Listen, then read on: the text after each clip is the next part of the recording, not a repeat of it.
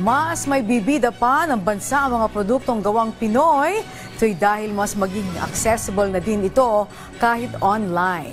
Ito'y sa pamamagitan ng ilulunsad na bagong Pilipinas Marketplace sa pangunguna na din ni Pangulong Ferdinand R. Marcos Jr. Si Harley Valbuena sa sentro ng balita.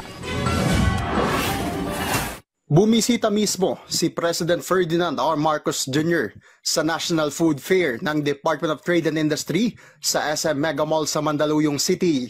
Kasama ng Pangulo, sina First Lady Liza Araneta Marcos, Presidential son Vinnie Marcos at iba pang opisyal.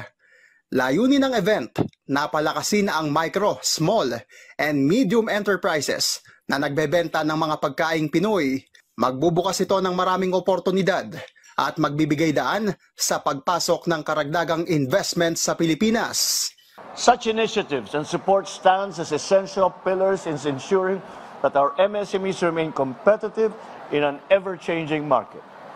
With these efforts to strengthen our local industries, we are indeed positioning the Philippines as a prime investment destination.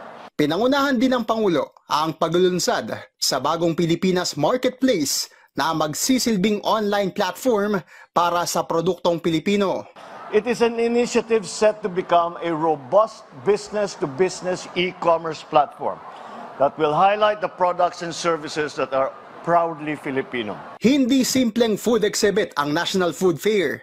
Ibinida rin dito ang culture, community at creativity.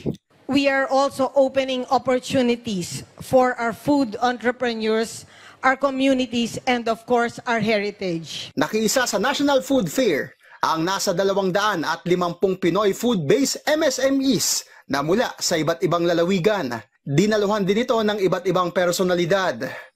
Ikinatuwa naman ng local food business owners ang programa ng gobyerno.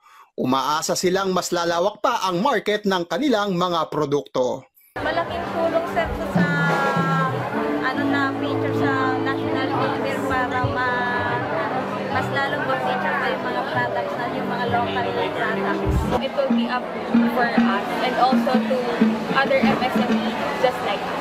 We're trying to bring the flavors of Cagayan de Oro here in Metro Manila, and then this would really help us, start the business here in Metro Manila. Hanggang April 13 ang National Food Fair sa SM Mega Mall.